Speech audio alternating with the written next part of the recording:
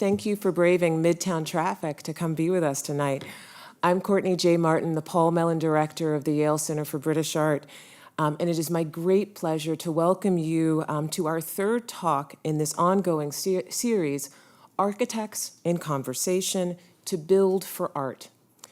I'm thrilled that we are able to be here at the Yale Club in New York, of all great places. This is special for us because we are closed for renovation, but as a former New Yorker, I feel like I'm back at home as well. So it's very nice. Tonight's conversation is presented through the generosity of the Terry F. Green 1969 Fund for British Art and Culture. I would very much like to thank Beth Green and the entire Green family for establishing this fund in 1999 in support of the museum's programming.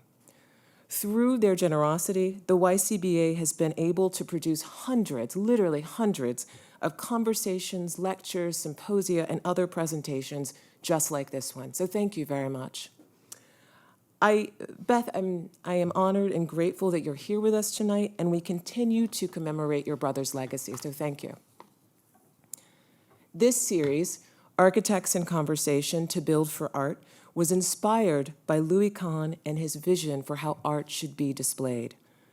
During his distinguished career, Kahn designed 3 major art museums: the Yale University Art Gallery in 1953, which was his first major commission, the Kimbell Art Museum in Fort Worth, Texas in 1972, and of course, the Yale Center for British Art, which was completed in 1977. The YCBA demonstrates his distinctive modernist style, as well as his singular architectural philosophy that interior space is defined by the interplay of structure and light. Tonight, we are delighted to welcome Florian Idenburg and Jing Liu, 2 distinguished architects who were known for designing innovative spaces for the display of art. They are joined by Christopher Hawthorne, senior critic at the Yale School of Architecture, for a discussion of the aesthetic, social, historical, and practical implications of how architecture influences the way that we experience art.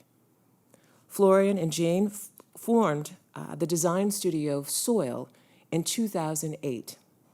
The Brooklyn-based firm is known for designs that inspire intellectual and social engagement. Among their notable projects are the Amont Arts Campus in Brooklyn, which I actually just came from, the Jean Schrimm, it's true, the Jan Schrimm and Maria Manetti Schrimm Museum of Art at the University of California at Davis, the K11 Art and Cultural Center in Hong Kong, the Kukchi Gallery K3 in Seoul, and the UCCA Center for Contemporary Art in Shanghai. Soil is currently developing a conceptual design for a new building for the Williams College Museum of Art in Williamstown, Massachusetts. The firm has received numerous awards, including the American Academy of Arts and Letters Award in Architecture and the United States Artist Fellows Prize in 2022. They received the Prix de Rome in 2014 and the Charlotte Kohler Prize in 2010, which is the same year in which they were the winning entry for MoMA PS1's Young Architects program. Christopher Hawthorne is a writer and architectural critic who contributes regularly to The New Yorker and The New York Times. A graduate of Yale College, he is now senior critic at the Yale School of Architecture. Between 2018 and 2022, he served as the first chief design officer for the city of Los Angeles. As we're here this evening to talk about the intersections of architecture and art, it seems only appropriate to provide an update on the Yale Center for British Art's current building project. You know, why not? This is not a typical renovation project. This is why we refer to it as a conservation project. The building is our largest and most complex object from the entire collection. I think for many of you in this room who are interested in architecture, it is the reason that we exist. The goal of this project, our renovation, is to maintain the building's integrity and to promote its architectural prominence and preserve it for generations to come. The first major phase of the project is the replacement of the roof and its 224 original skylights. Kahn referred to this roof with its 224 original skylights as the building's 5th elevation. These skylights are nearly 50 years old and have served the museum well, but are approaching the end of their lifespan. We now take advantage of many advances in technology since the 1970s, including materials which are more durable and sustainable than their predecessors. We are also investing in more energy efficient lighting, which is made possible in part by funding from the Frankenthaler Climate Initiative. The current system, which is original to the building, uses halogen lights. This transition to LED lighting, which we will complete by 2025, will substantially reduce our energy consumption. The YCBA's elegant geometry, natural materials, and skylit spaces are so perfectly designed for the display of our collection. And with this project, we will transform and enhance the way that visitors can experience the building and the collections that are contained inside of it. I'm excited to share with you the museum will reopen in April of 25. And I look forward to welcoming you back into our beautifully refurbished spaces and newly and reinstalled 4th floor galleries. This reimagined presentation of our collection will be accompanied by 2 special exhibitions, one that will celebrate the 250th anniversary of J.M.W. Turner's birth, and the other that will present drawings and paintings by British artist Tracy Emin. And now I'd like to turn over the conversation to Florian, Christopher, and Jing. Thank you. Thank you. Thank you so much, Courtney. Can everyone hear me in the back? Terrific. It's really fantastic to be part of the Center for British Art Roadshow. I will say the course I'm teaching now, an undergraduate seminar that's cross-listed in English and architecture. It's called Writing About Architecture. I ask each of the students to adopt a building on campus for the course of the semester, and they lead a walking tour of that building and read very deeply into its architectural history. And my students, I will tell you, are very disappointed that this building is not available to them this semester, because getting inside is, of course, part of what they're interested in doing. But it's really a pleasure to be here, to have the chance to be in conversation with architects whose work I so greatly admire and have been writing about truly for so many years, going back to the museum in Davis that we'll see, and then even before that to the PS1 project. So to give you a quick sense of the run of show this evening, I'm just about to hand it over to Jing and Florian, who will take you through in sort of introductory fashion a quick slideshow featuring some of their projects for the display and production of art. Then we will be in conversation, the 3 of us, for half an hour or so, and then we'll be sure to save time for a couple of questions at the close of our hour together, especially given, I know, seeing so many familiar faces, the makeup of this audience. I'm sure there'll be some fantastic questions to close the program. So again, thanks so much for having us. It's a pleasure to be with you, and I'll hand it over to the 2 of you. Thank you. All right. Can you hear me as well? Yeah. Good. Thank you, Courtney, and thank you, Christopher, to inviting us. Let me start from the beginning. And Courtney already talked about that we started our career in 2018 from this place, the courtyard. 28. 2008, yeah. Sorry, 2008. From this place, the courtyard of MoMA PS1, we won the Young Architect Award, which is a quite useful and defining kind of platform for the architects to come in the place of the art and really put forth of what our voice is and what our vision and what is the guiding force for our beginning of our career. And this is also an installation that probably works very well with the British Art Building, because we started from the fundamental.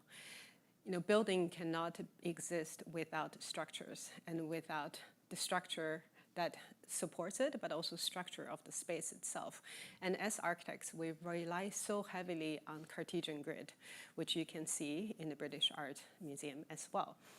And we started by questioning that how rigid has this, it's very important and it's very productive that we had this structure in our production of the space, but how can it become more elastic, more accommodating, and more flexible, and not as rigid as it has been in the last few centuries.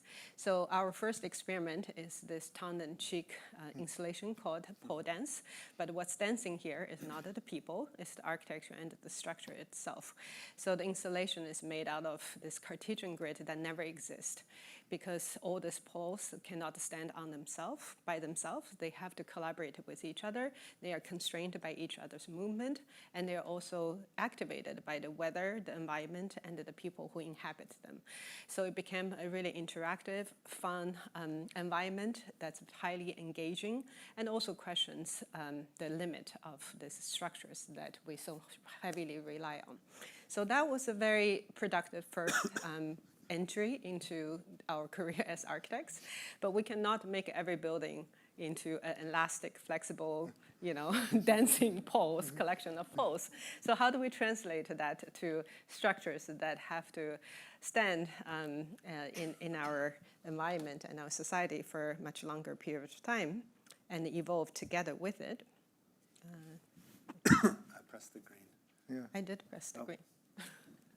Yeah, there we go. hold that. Yeah. So the first kind of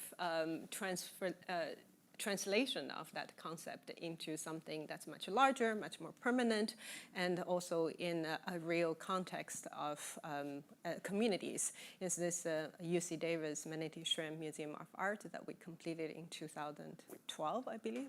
16. Oh, 16. I'm blurry with the time. I'll do the dates tonight. Yeah. It's good to know that it's all written down there. Yeah. So what you can see here is that the grand canopy, as we called it, covers the entire site, although the interior footprint of the building only commands half of the site. And that's a deliberate choice because we wanted this canopy, which welcomes people to be under this one common roof, this metaphor of the roof that brings everyone together and enable many different things and many different people to come together without prescripting what happens inside to be the front court and the facade of the museum.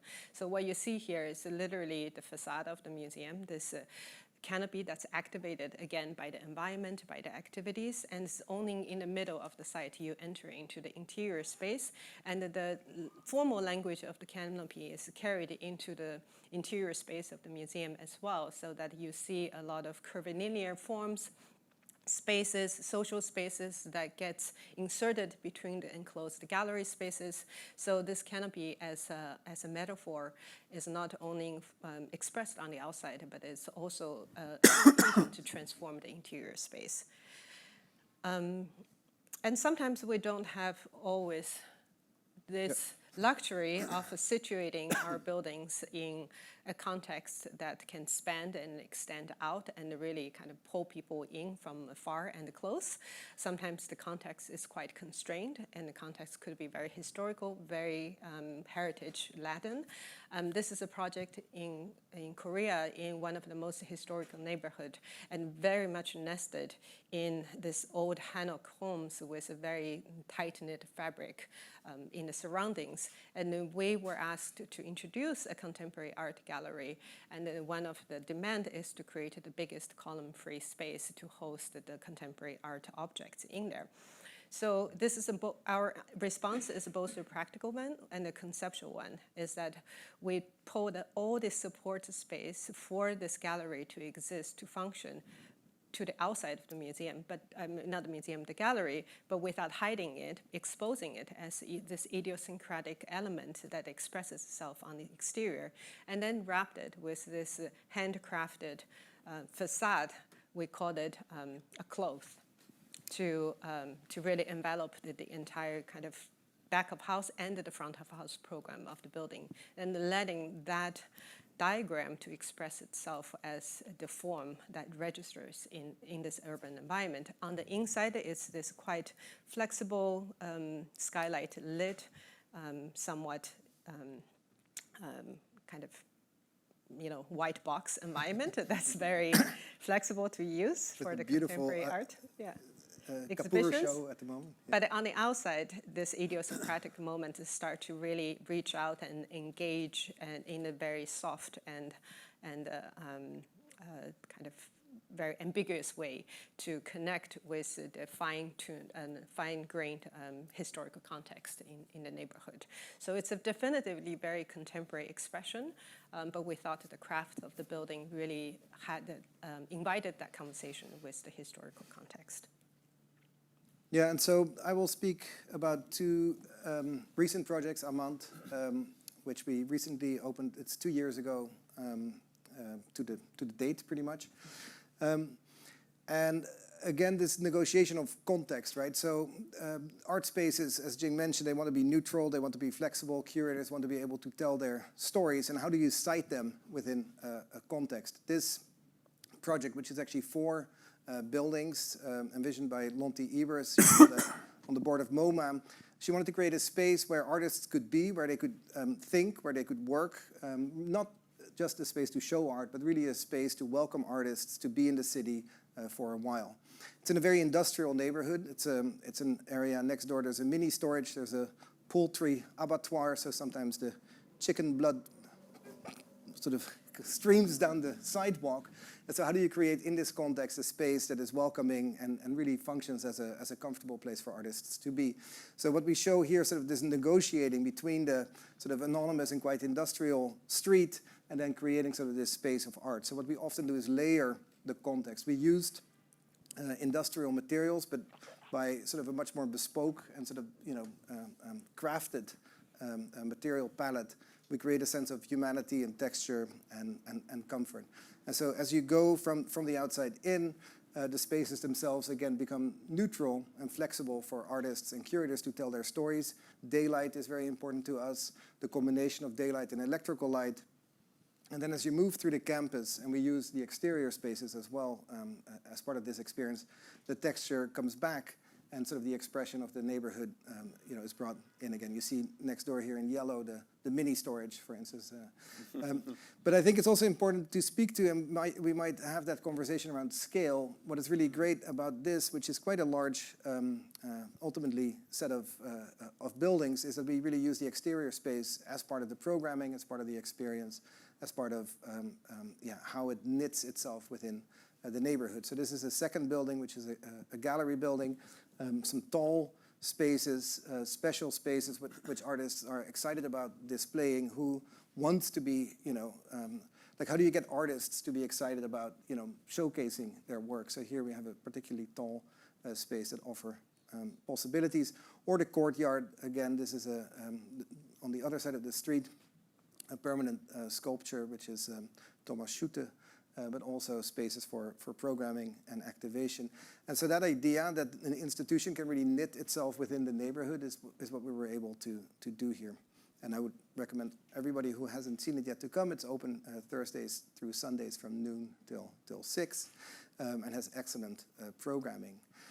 And then we're going to, this idea of sort of porosity and the idea of openness, how do you translate that into sort of a larger museum building? So I'd like to switch from this model, which we recently showed at MoMA, to something really exciting. Pamela Franks is here, the director of the Williams College Museum of Art, and this is the first time we show this or lift a little tip of the what is happening there. And so what you see maybe between sort of here among a number of buildings within its context, what we try to do for the Williams Museum, which is both a museum and a place for learning. So what is really exciting about this museum particularly, it's not just galleries, but it's also classrooms. People probably know Williams. There is the seasonality is very important here as well, meaning there's visitors that will drive 3 hours from the city during the summer, but during the winter it's really a place for learning and very student focused. So the combination of galleries that you see here in the back, auditorium and gathering space, a very central lobby where everybody who uses the building comes together, and then towards the east, towards campus, basically the classrooms and the study rooms and the places where learning happens. And so, yeah, we are slowly revealing what is happening here. But I think what is really exciting is sort of this continuity between inside and outside, an embrace really of the landscape and the landscape coming in, and sort of this gradual filtering of campus towards art space. I should also say sustainability is a very important aspect of this building. So one of the first museums that we're making out of cross-laminated timber, and the wood really being also present in not just the lobby spaces and the public spaces that you see here, where a lot of daylight is coming in, but also in the galleries themselves, actually. Let's see, yeah, here, which is sort of, this is one of the larger gallery special exhibition spaces. And then always these views and yeah, vistas towards the exterior, so that you actually are aware of where you are in the world. And that's always the challenge in designing spaces for art. On the one hand, you want to have visitors be concentrated on the work, but at the same time, you want to give people a sense of where they are in the world. And so the last image, which I think is really exciting, this is the student lounge, the student lobby. It's where students will come out of their classrooms and you know, gather and speak to one another, and becoming aware of the seasonality, winters, harsh as they can be in Williams, also part of the experience. So it's the arts, it's people, and it is the environment coming together, and that's what we try to do in our spaces. Yeah. Fantastic. So before we leave Williams and go back a little bit in the chronology, which I want to do in a second, but while we have these images up, I'm sure many members of the audience are familiar with the existing museum and the Charles Moore updates to that project, very well known within the museum architecture world. Can you just situate for us this project on campus, how it relates to Williamstown and how it relates to that existing museum building? So what is interesting is the Charles Moore building, or it's actually it's much older. Yeah, yes. It's really located at in the center of campus to an extent.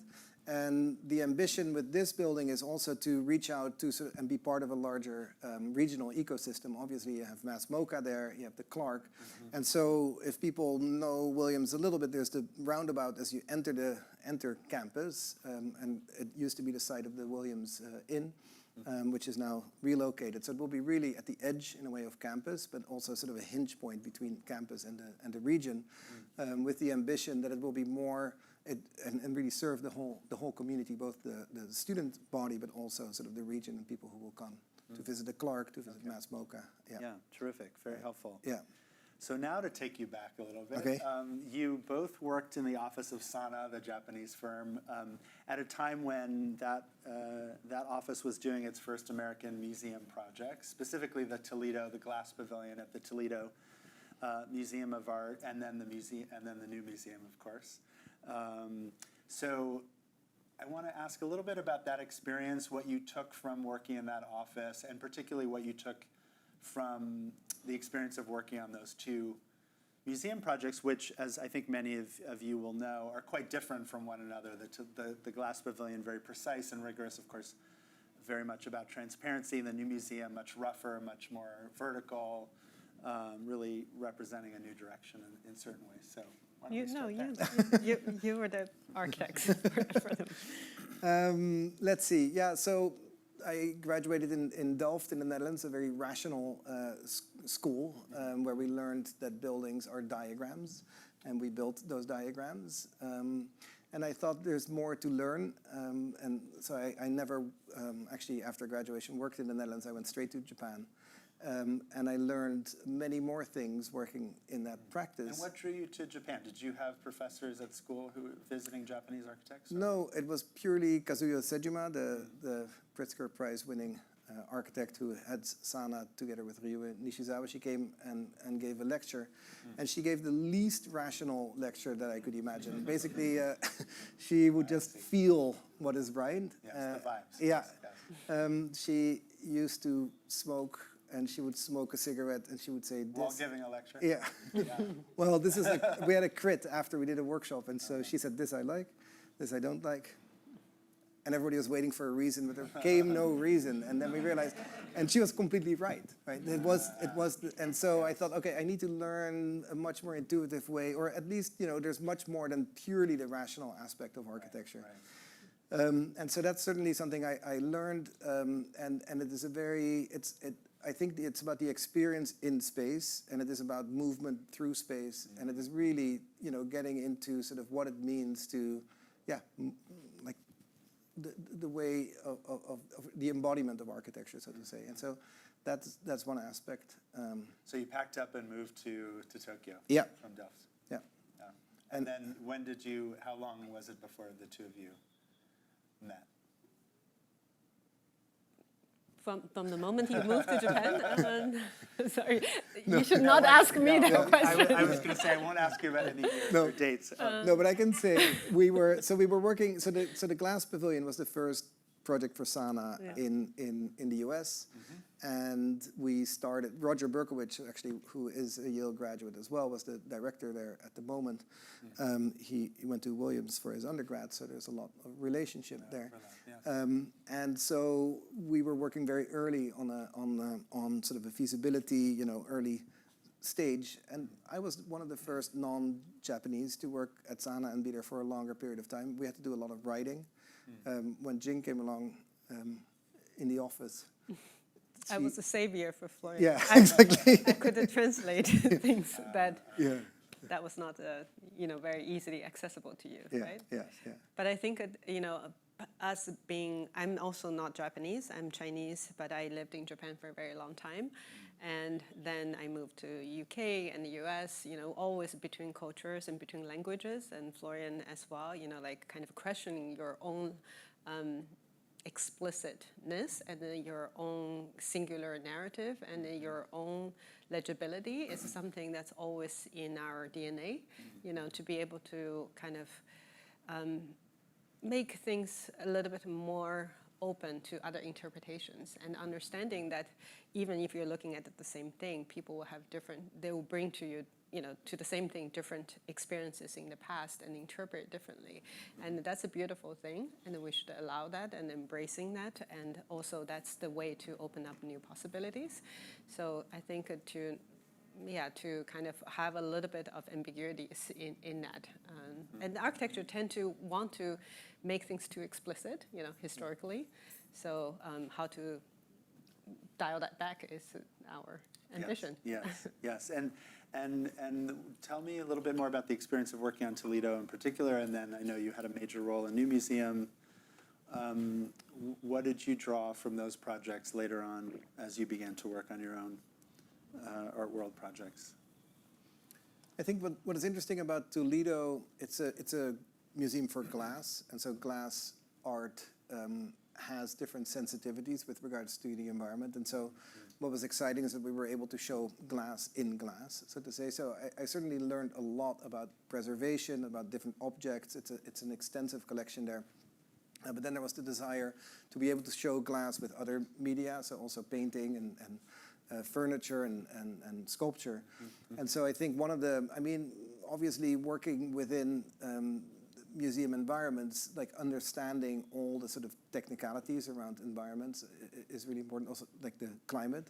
That building, Toledo can be very cold. It's all glass. How did we create an energy efficient museum there as well? So I think I learned a lot of technical aspects. And at the same time, it's a building which doesn't only have gallery spaces, but there's actually a glass, I don't know if you've been, there's like a hot shop, they're melting glass, so it's like, how do you preserve a climate on one side of a glass wall, and then they're actually literally, there's a kiln, with 2,000 degrees molten glass. So I think that juxtaposition of, viewing art and then also being engaged in producing art was really exciting there, and then shaping that in a certain environment. So the New Museum is very different, of course, not an institution with a collection, so very flexible spaces, should be able to be transformed at any moment. So I think, understanding that, designing spaces for art, there's such, great variety in art, and although maybe every white box looks the same, there's many different aspects. Variety, yes. And so the New Museum was almost, 180 degrees opposite to the Glass Pavilion, and also the idea of a museum that's experienced as a matte building versus a museum that's experienced vertically. So circulation, people tend to think something that is above them in section is 10 times further than it is in plan. So literally, it is, if 100 feet in this direction is the same as 10 feet there. So how do you create continuity between galleries versus? So I think there's, yeah, they were very good case studies that are, quite complementary, so to say. So it was a useful experience. Yeah. Yes, I'm sure. And then you made the decision to start your own office in 2008. A tricky moment to be going off on one's own at a moment when money for new projects was disappearing. Lots of uncertainty, of course, in the field. What was it like to start an office? And our first daughter was just born. To make things even more complicated. What was that experience like, starting an office in that period? Well, one good thing of starting at the bottom is that there's only one way to go, right? No, I think the cliche is to say that never waste a crisis, but also maybe more poetic way of saying it is to embrace the uncertainty, and if you can embrace that, then it can become a very productive beginning of something new, right? So I think for us that was really very much the impetus. And after also finishing, at least for Florian, finishing 2 buildings in the arts, it just felt the right time to try something new. We both had the intuition that we were going to start our own practice, but we also both had the intuition that we were not going to do it by ourselves, because architecture, I don't know how Kahn did it, and he had a pretty lonely last moment in his life. Architecture is a very, especially if you want to remain critical and remain committed, is a very long journey with a lot of up and downs. And also, as I mentioned, to be able to question your own blind spot is very important, we think. So I think it was just very natural at that moment to say, let's give it a try. And you won the PS1 competition fairly soon in 2010. That project is very well known for being a springboard for young offices, but also for having very tight budgets and a very punishing kind of timetable to realize the project. So tell us a little bit about that experience, what you aspired to do with the project, and what it allowed you to work on. Well, it's interesting because I think indeed, and it opened in 2010, but indeed 2009. So very early in our practice, we were engaging with that. I think the good thing is we did have some experience in realizing work. So for a lot of architects, it might be that they just come out of school and this is their first time working on it. We had gone through numerous rounds of value engineering on other projects, so that idea was known. And I think we were I do think we were quite pragmatic, so to say. Actually, we pride ourselves, but we were the only one that actually didn't lose money on this project. Wow. We got a lot of material donated, and we returned it. We used surf mast bases as the basis for these, wobbly poles. It's the one time a supplier actually signed off with Aloha because it came from Maui. And I think we knew how to work with ready-made materials in a quite modest way. And it was very much, as Jing described it also, it was very much about the idea, the conceptual idea behind it, not about very complex formal strategies necessarily, or very complex fabrication.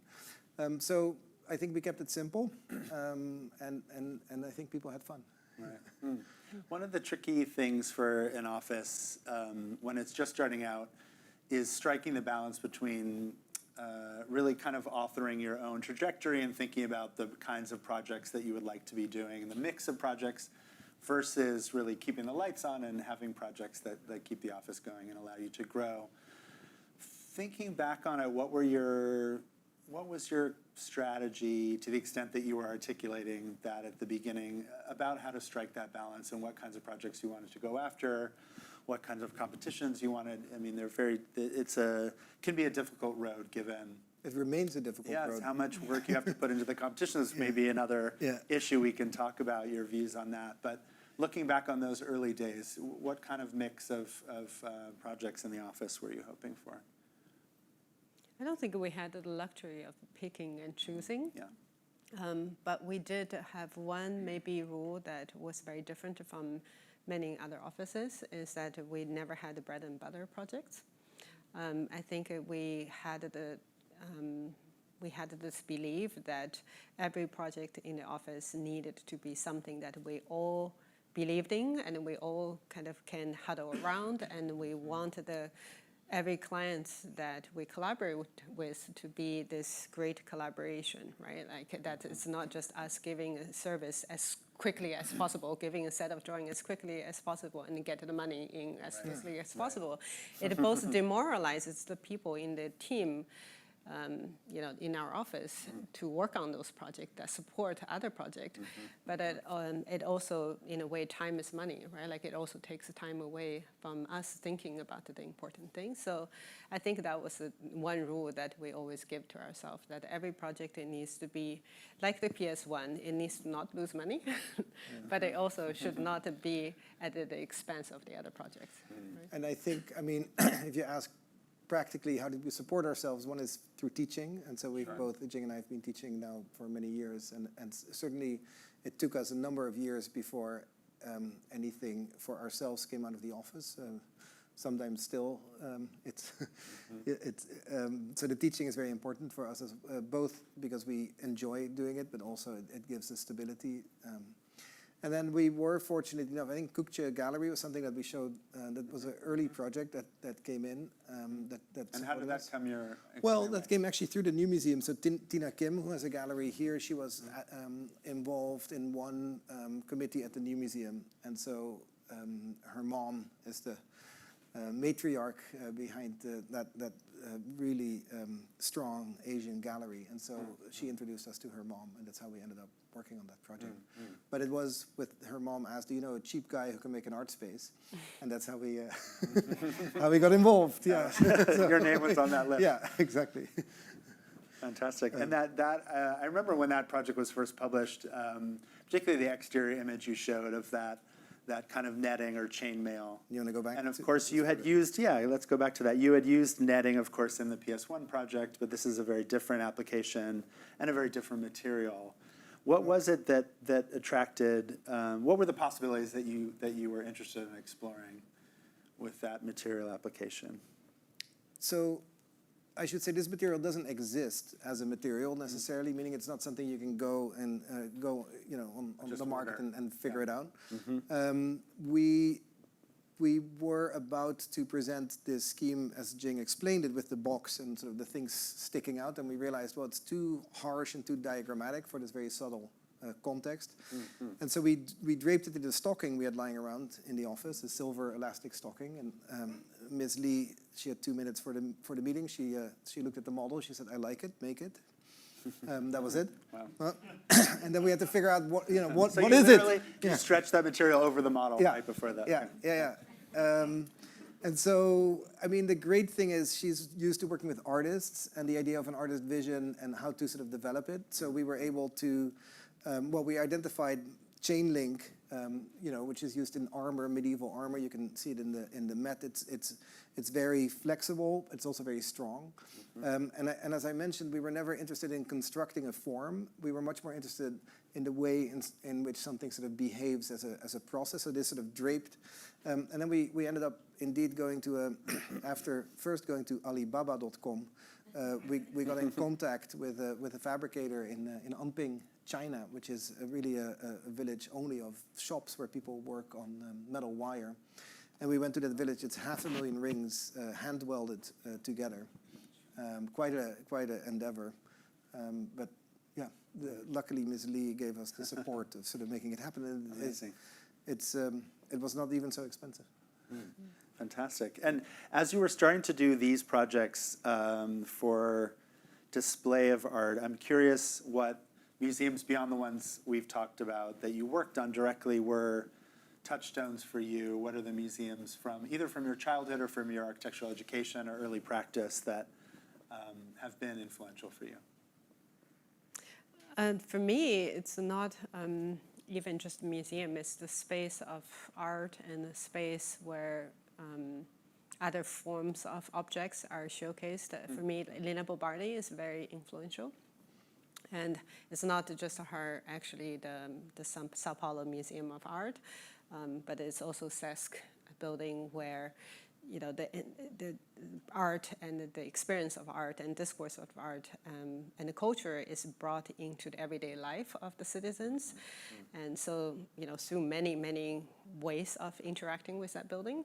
And it's also the craftsman's hands, and so crafts is very important for us. We should be able to see the hands of the people who put things together in the buildings that we occupy, right? So I think we really learned that from her. If you go into Lina Bobarda's building, you see, the care in every details of the hands. And also the Theatro Officia, which is this theater that she built for over 20 years, and it's this theater that had the streets coming into the theater, and it becomes the stage, and the entire audience is just on the scaffold looking down at this very long one. So the audience is part of the stage, and the stage is part of the city, right? So the reconceptualization of what culture and arts relationship with the city, with people, and how does that transform completely the typology of the building, I think that's very, very important. And the Isaac Julian show now, the Yale School of Architecture, as many of you will know, features her work quite beautifully. So if you're, bless you, find yourself in New Haven, it's absolutely worth a visit to see that show. Florian, what about you? Well, and we spoke, before, there are, of course, the sort of, known examples, but I should say, sometimes I quip that I was born in the museum. My mom was very involved in Tyler's Museum in Haarlem. I don't know if people have been to the Netherlands and Haarlem, but Tyler Museum it's one of the first scientific museums in the world. He collected these awkward machines. You could electrocute a cow, I believe, but this is in the 17th century when we were all trying a lot of the different things. But what is amazing, it's a big home that gradually was expanded upon, and he collected not only scientific instruments but also art and coins, and this idea that you can create something that is very much in a way a living room within the city, and something that in which many different activities come together. A great auditorium, and so I think that the idea of a museum not just as a space to view art, but really to be sort of embedded within the city. I think that's one of the takeaways. Which when I was 5 years old, I was running through the halls there. So I think it was really in our DNA. Yeah. And Jing, you mentioned that the studios that you're teaching at various places are all connected to this idea, or unified by this idea of looking at spaces for art. What are the kind of precedents that you're looking at? So in studios? What I was telling Christopher is that I've been very interested in teaching the students about transformation. So not just coming up with new typologies and new objects, but actually studying as much of what's existing and thinking about what are the political wheels, social context, and the technological realities that gave shape to that building, and how that building needs to be updated and transformed to introduce new objects, allow new conversations, and then, instigate new interactions, right? So the first two examples we're looking at is the Cooper Hewitt Museum and the Carnegie Mansion, which have gone through many iterations already, technologically updated like 7 times, right? And it's also a house that became a museum, and don't know if it's a house and a museum, right? And the other one is the Guggenheim, which still remains to be one of the most contested, museum space in the world. Some people love it, some people hate it, some people say this is the biggest mistake, and some people say this is the best, sprawling partners for art, right? So I think kind of looking at all this aspect of the space's relationship with the art object is productive for the students to think about, and how you would then transform it materially, formally, programmatically.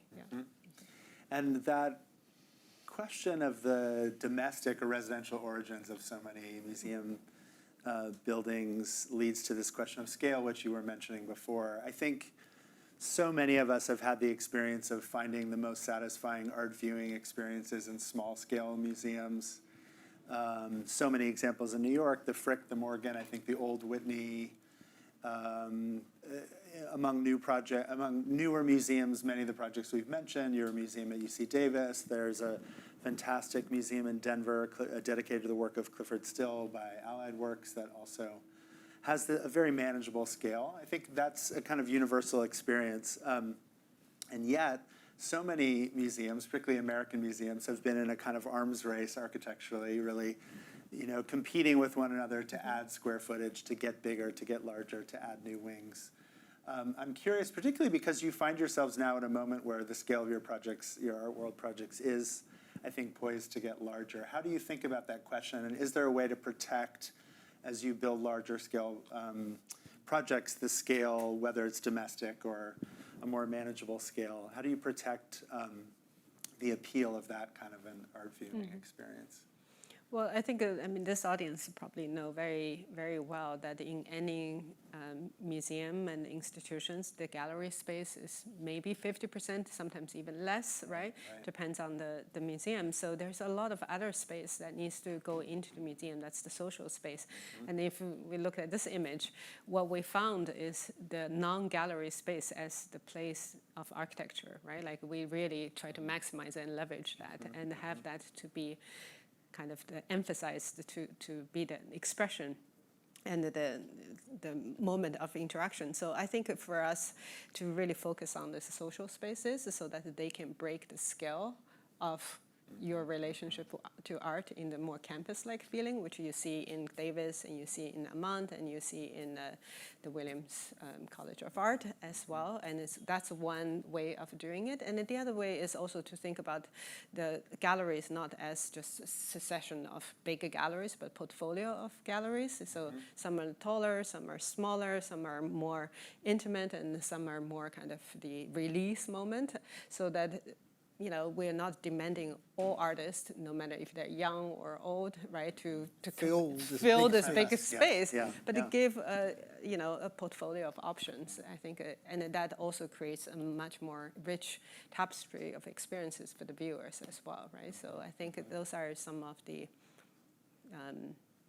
tools we deploy. Florian? Yeah, no, I think Jing is always much better at answering everything. So no, but I think the idea of breaking down indeed, and with these campuses that we have been working on, and Williams as well, it's like, where do you allow a breathing space? Where do you allow to connect to the context? Where do you bring nature in? So it's really breaking down the experiences. And I think what we are trying to do, and Williams is quite interesting in that sense as well, specifically because there's students there that are also learning how to curate shows and how to think about sort of what it means to tell a story. The sequence from one gallery to the next, to the next, to the next, that's where you can really think carefully about sort of how do you break, say, monotony or like repetition. And what we now are sort of thinking about and experimenting is how do you make it not super obvious what the next step will be? So how can you also get sort of lost, or maybe, how can the space be labyrinthian and then you find a place again to orient yourself? And so, for instance, at Williams, we're looking very carefully at the juxtaposition of a few galleries coming together, and then there's a choice. So you are not necessarily blindly, fed through the sort of machine, but you're actually an author of your own path. And that in some way activates you as a visitor as well, right? And it makes you more conscious of like, how you move through, and maybe that stops the sort of fatigue that you might get if you're just rolling from one space to the next. Right. And specifically, what are the architectural techniques that you might use to enable that sort of experience, that where the visitor has a little bit more sense of? Well, so that's really, so obviously a space for art, if we take it in the most fundamental, rudimentary way, it's a white cube, right? Neutral cube without too much context. So it's not so much like one is the scale, the proportion, the way daylight comes in, the way you sort of make that a comfortable experience, and you relate it, the size of the work to the size of the gallery, right? You want to find the right proportion, so you look at the collection or you look at the type of work that's being shown. And then indeed it is in those threshold moments, and then it is like how many of these sequences do you have before you need to give somebody a sense of where they are. Right. And so, yeah, I think maybe it comes. I think specifically, for example, if you have two portal, and then if you look at it from a perpendicular case, right, then you feel that your way of procession is just one way. But if between the two portals is a space that expands, only at the moment you arrive there, and it presents to you another way of going. Or speaking of Kahn, riffing on Kahn, right? Like a corner opening that is not only opening up to the next room, but also the room to the right, to the left, and it kind of puts every options on the table for you. You know, those are the moments you can curate those more agencies in the viewer. Interesting. The glass pavilion, maybe you asked me what did we learn from that. What is very interesting there is that the view line is in one direction, but the space moves, you know, around the corner. And so I think this awareness of, you know, what do you see and how do you move, right, is really, it seems very simple, but it's sort of the area that we have to play with within the museum experience. Absolutely worth a visit if you haven't been. The whole campus at Toledo Museum of Art has a fantastic collection of works of architecture, but that building in particular. And the one thing that really sticks in my mind is there's a kind of a trick with the walls that read almost as drapes. So this undulating glass walls at the edge of the gallery spaces that almost looks as if it's been pulled along a track like a drapery. It's really remarkable. I've never seen quite that technique. Just a couple more questions before we open it up to you, so be thinking of questions. Maybe you can show us the Williams Gallery. I want to actually look at a gallery interior, and maybe Williams is the one to focus on, but any of these as we go, because I'm knowing how, there we go, knowing how precise and obsessive, and I use that word in a very positive way, you are about your work and the details, the questions that are universal to architects who are dealing with, obviously, with gallery space. The lighting, how visible mechanicals are, the flooring, obviously, and the relationship, the palette of those. You talked already about proportion. But specifically, if you could talk about the decisions that you made along those lines in this space and maybe sort of how the earlier projects informed some of those choices. And, of course, with the caveat that this is a work in progress, and I'm sure things may evolve. I think what is sort of significant, okay, so there's the white wall, and then there's the floor and the ceiling, where you can have long discussions. Often concrete is used for more contemporary settings, and wood, you know, creates a stronger sense of comfort, but it's hard to use for sculpture or, you know, other works, or sometimes artists who want to hammer in the floor or something like that. So for permanent collections or maybe more sort of traditional collections, I think the finish of wood, you know, brings a sense of comfort. Is this the first time you've done a wood yes. floor? When we were working on the new museum, there was one of the donors who wanted all the floors wood, but that Didn't happen. Didn't happen. Yeah. I think there's one detail which you can't really see, although you see it a little bit in the render, which is the most important detail in designing a gallery. It's how the floor and the wall come together. Yes. And there's incredible amounts of discussion. If you go to MoMA, Taniguchi was very excited about the wall floating above the floor with a gap. We believe the opposite is better, which is that the wall dives behind the floor, which you can see a little bit in the render here. It's a more complicated detail, but it makes the wall feel much more substantial. So if the wall is floating, it makes the wall feel very thin, and it makes the art on the wall feel actually also light. Whereas if you reverse that and you have the wall dive behind the floor, the wall seems more, you know, weighty, and the art seems more serious, and you feel elevated. So that's a very important detail. We were able to achieve that at the Amant and also at Kukce, and it is real. It's very subtle, but I think it has a big impact. Great example. Yeah. And what about lighting? So lighting, I think daylight helps people understand where they are, you know, on the planet, what moment of the day it is. So how do you bring in daylight, but in a way that it doesn't produce glare, that it doesn't, you know, create too much contrast. This is a render, so we could trick everything, but obviously in reality we balance that and we think about that. And lighting needs to be, in some way even and not in the way. There's a big discussion now actually also at Williams. It's interesting. Certain curators love to have very dark galleries and have the narrative going from one work to the other versus something where you can sort of experience the space. There's a lot of new technology. Lighting is getting way more energy efficient. So with LED lighting, there's a lot of, it's quite exciting, I think, for gallery lighters at this moment, because there's so many more possibilities. You can actually individually with Wi-Fi basically individually tone every single fixture for light, color, and brightness, which is much more sophisticated than it used to be. So there's a lot of things changing there, but it also becomes more sort of technologically specific. But yeah, so that all to say is that there at this moment it's almost like anything is possible, and so it's more enabling those technologies to be in the gallery so that can work. Yeah. And what about sound, the acoustical properties of these materials, and what is the right kind of acoustic for a space where you're looking at art? Again, there's so many different forms. I think it is interesting because it often comes as an afterthought, specifically in contemporary art spaces, right, where the galleries can be quite hard and all the services are quite hard. And then there tends to be also the work there often with new media. There's movies and sound pieces as well. It's not bad, I think, if the sound travels a little bit. It can evoke curiosity as well if you hear something spilling out from a gallery next door. In this case, we can work in the ceiling to make it quite absorptive because of the wood, but it is something we also consider.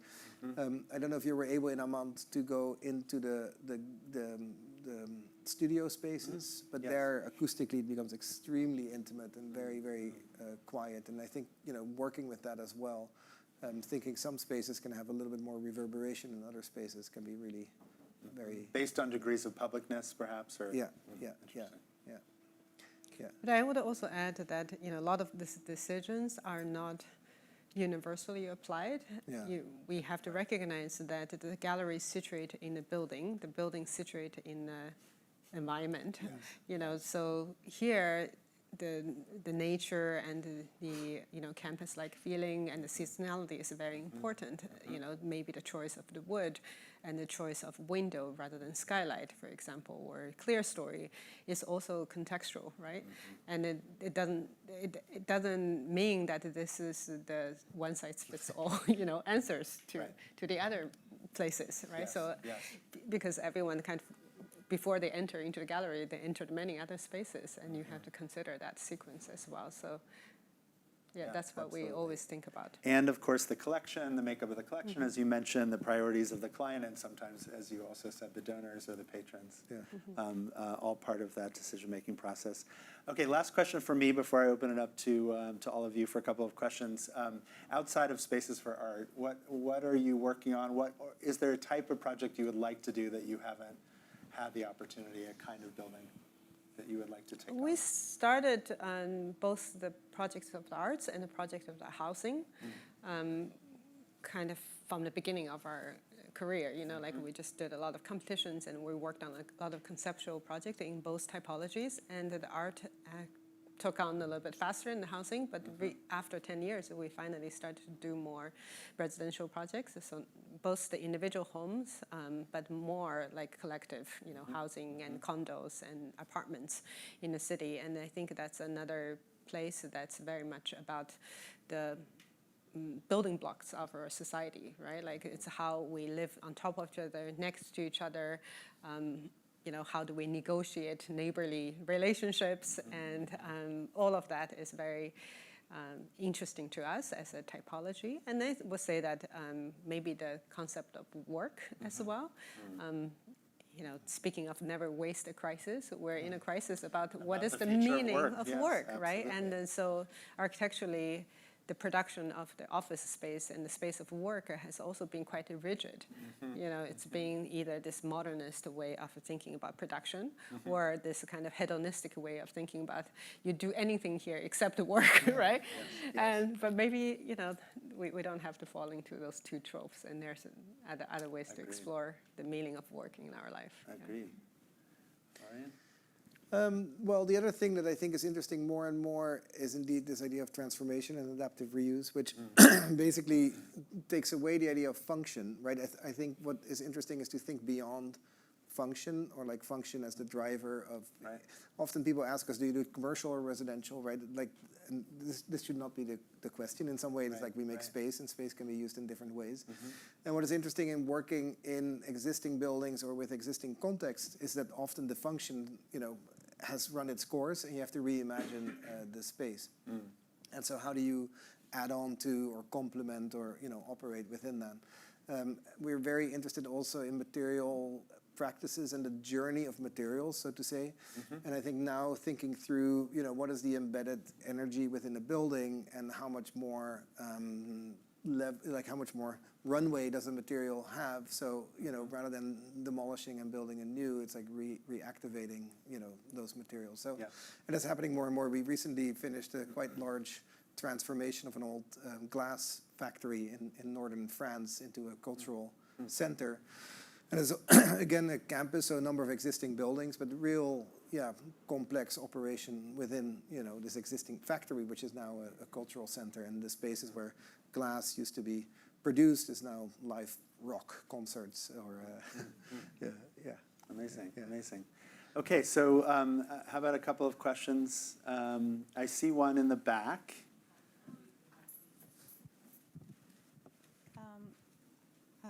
I just want to say that another thing that I'm sorry, I came in a little late, so forgive me if I'm repeating something you've already discussed, but I find what's so important in a museum is the comfort of the viewer. Okay, did you talk about that? We could talk about it more, absolutely. Okay, well, for me, personally, I feel like smaller spaces are much more amenable to someone that's a guest in the museum. I find I'm intimidated by enormous, huge spaces. You really need to have a lot of energy and a good night's sleep before you go.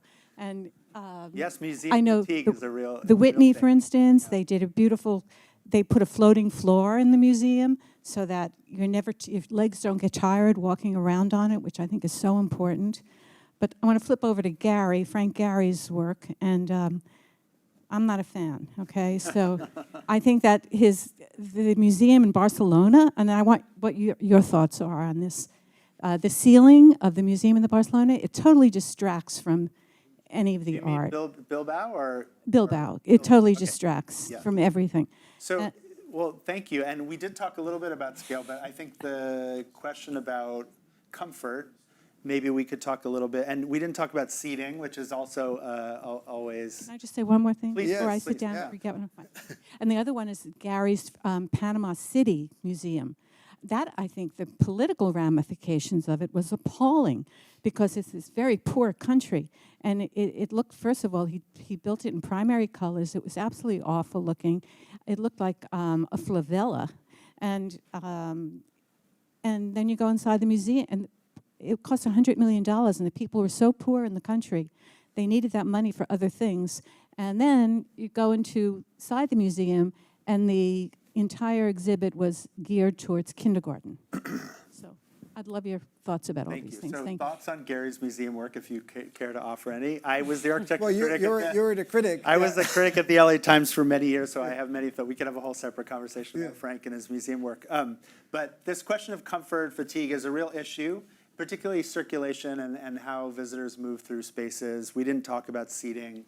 Well, I think maybe what is interesting to think about is not just Bilbao, but the Bilbao effect, so to say, and the idea that suddenly museums needed to be artworks, within themselves, and maybe sometimes the architecture, to control or was too much leading and at the cost of the quality of the spaces and the experience. But I do think, we've gone now, what is it, Bilbao just had its 25th anniversary, I believe, last year. And it certainly had its impact, and it made a lot of cities realize the importance of, their cultural institutions. So I think it did a lot of good things. It also created a lot of fake Bilbaos, in places where really people didn't need a museum or where the effect didn't work. So I think it also, I don't know, it gave maybe rise to a lot of material and a lot of space where it wasn't needed. And I feel we're coming back a little bit from this, meaning I think we're coming back a little bit from the spectacular giant, which only can be rooms that can only be filled by old white artists, so to say, right? Because it becomes this sort of large space. The Tate Gallery is an example. So I feel that phase is a little behind us, and we're working much more about sort of intimate ways of telling stories, and people want to have really unique experiences rather than flying to a large city and see the same work over and over and over again. Right. So I feel that, I think it was a moment. Yeah. I don't know if you have thoughts. I will just say that the first Bilbao effective building is probably Sydney Opera Hall, right? And you never can tell a true story of how history happened. A lot of people claim that Sydney wouldn't be Sydney if it wasn't that building, but we never know, right? Like, Yes. But the good thing, maybe that building, I remember going to that building and going to see a concert. You are not going to see a concert. You're going to the tip of that, part of the town. You're getting close to the water. You're having picnic before you enter, right? So it's urban space. So I don't think you need to just make a sculpture that don't engage. You can make a sculpture and engage the city and discover a new story of the city. So, I mean, this is not to dispute the Bilbao effect. It's just that there's more things that Bilbao can do. Yes, and there's another quieter strain in Frank Gehry's museum work that goes back to his renovation of the Norton Simon in Pasadena, and also is very clear to see in his work at the Philadelphia Museum of Art, which has been opening in recent years, of very pragmatic and quiet architecture. So he's capable of that when the occasion demands, I think, as well. Another question? Maybe up here on the right. Hi, thank you for coming. It was such a great talk. I'm curious what you guys, since we were talking about art, but like Shinohara famously says like house as a work of art, and I'm curious like what your opinion about that statement is. Do you agree or not? Because like in the last topic we talked about like you're kind of gearing towards like creating housing, and with the 450 Warren or like Shermaeff House or like the new project in Dumbo, like it seems like you guys are kind of like shifting the typology of housing in New York to be like more outdoors. Very rare to see like for like an outdoor atrium in like a really tight city like ours is. And like I know like some architects don't like when like the residents put like bikes in their balconies or like trees in their balconies, and then like but then like I think last weekend I went to your 450. I went to the outside, not inside, of 450 Warren. Like see like people put bikes, people put plants, and it activates the building more rather than being very like strict about it. So yeah, just curious what you guys think about this house as a work of art itself. Thank you very much. Yeah, so indeed, as Jing mentioned, we have been working more and more on some residential projects, and we try to do something different than what is common. Often housing is driven purely by the market, so to say. We have sort of started a tirade against the double-loaded corridor as sort of the worst invention ever by humans. And there's some good progress being made on that fight in California as well. In any case, so I think in order to answer to your question, we do, like there's architects that put people in their pictures and architects that don't, but for us it's very much about sort of how do we experience the spaces we create. And I think, as Jing mentioned, there's one museum per city and 1 million homes. So if you want to affect that as well, you have to get into residential as well. But how can you improve that, and how can you change that, and how can you give that, make the experience for people in those spaces, the spaces specifically between sort of the street where everybody feels happy and your home where everybody feels happy. How do you make that spaces in between sort of spaces that can be joyful and experienced? So it is something we care about. And you asked, should you live in live in a sculpture, right? Was the Shinohara's Think of a house as a work of art. Yeah. I do think, this is the difference between architecture and building, right? In some way you have to think, what can you contribute that sort of changes our, collective human experience? And I think that it doesn't have to be a sculpture in its sort of expressive sense, but if you think of the idea of the building as something that contributes not just to the experience of the individual living there, but also to society as a whole. And we strongly believe architecture is an art form that also needs continuation and not just the production of built space. So Yeah. Yeah, and then I would say that we believe that space talk to you, right? And you live in that space, even if it's just like a museum, you go there for a few hours, it does talk to you. And even if you're not listening, like there is the background noise of the space talking to you.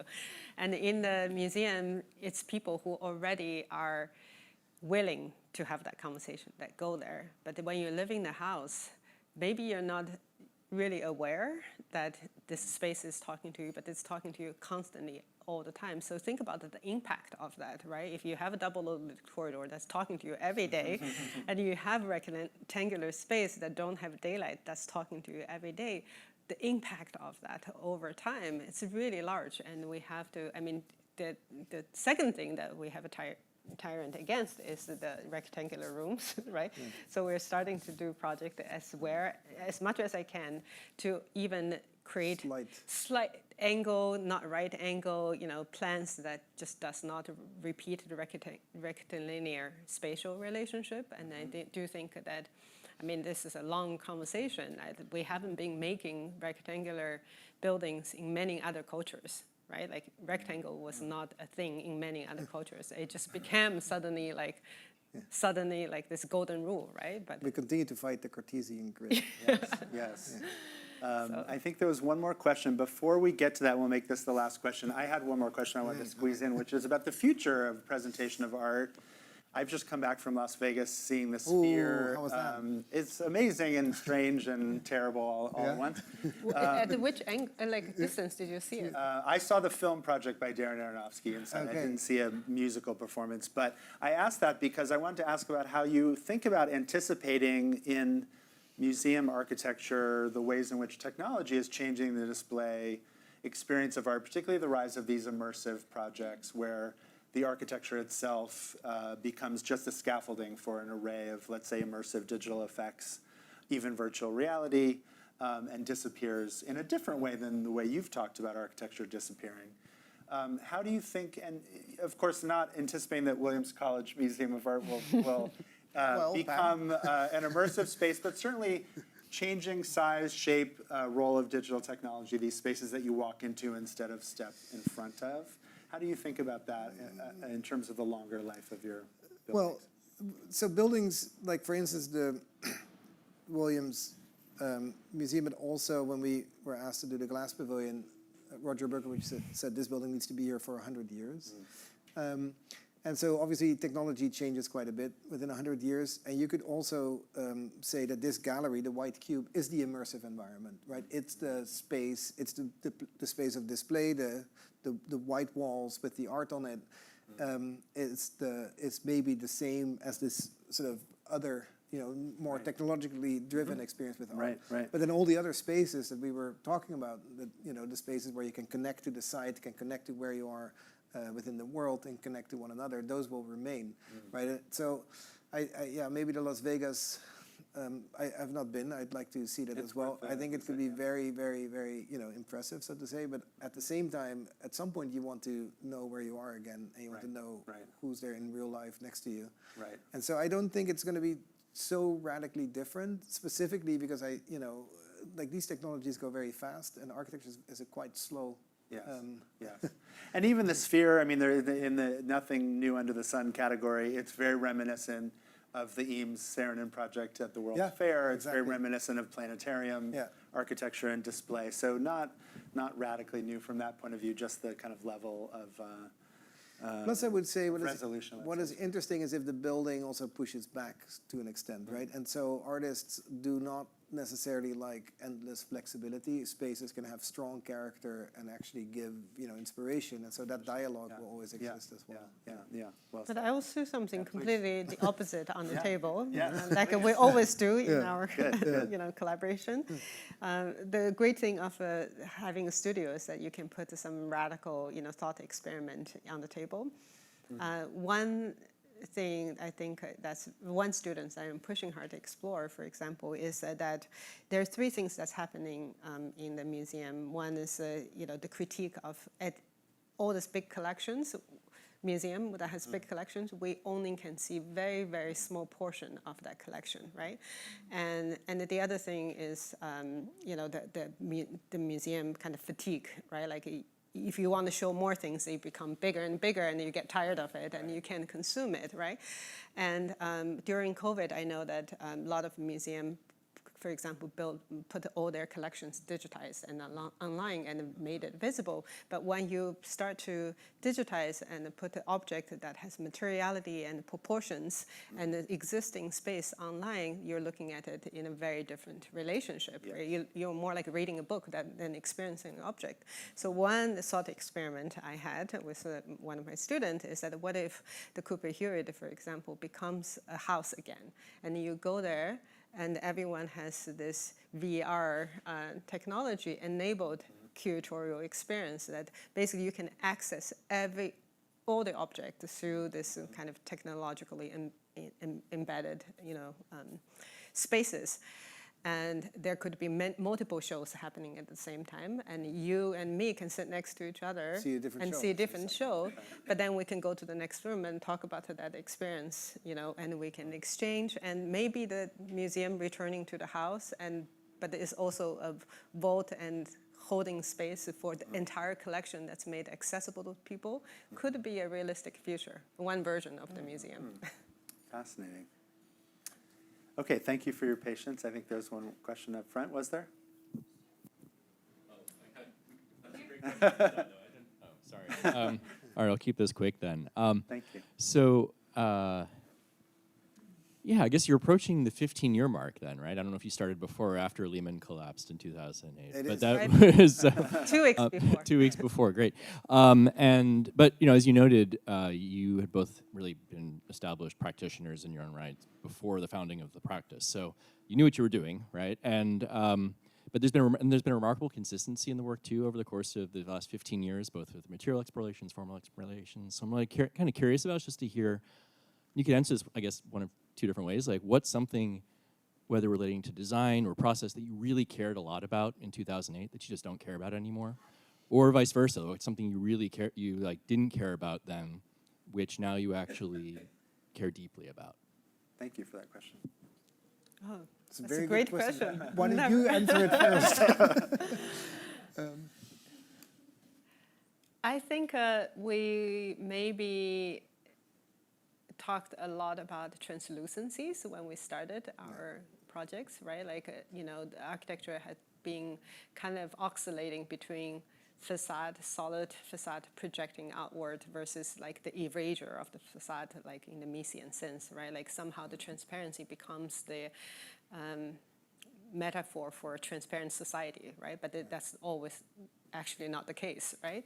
So we've talked a lot about translucency as a great way into this conversation, that maybe there should be multiple interpretations, and that's why materially that also give us a kind of a lot of our early project talk about this amorphous layering of visual effects. Maybe that's something that I feel that after 15 years, it's not that it's run its course, but I don't think we have to rely solely on that. The project of the threshold, the project of the facade, like effect, or material effect of the facade, in order to talk about this gradient effect of the space. Right. So maybe that's one. I don't know if you agree. Yeah, that could be. No? I'm also thinking about what is it that we. I think the one sort of interesting thing is that when you scale up, like PS1 was a lot about joy and play and fun and quite, loose in that sense. And it's, when you scale up, it's like, how do you keep that element of play and sort of a freedom within it? So I think that that's one of the challenges maybe, is like, how do we maintain some of those things that we cared about at that moment? Yeah.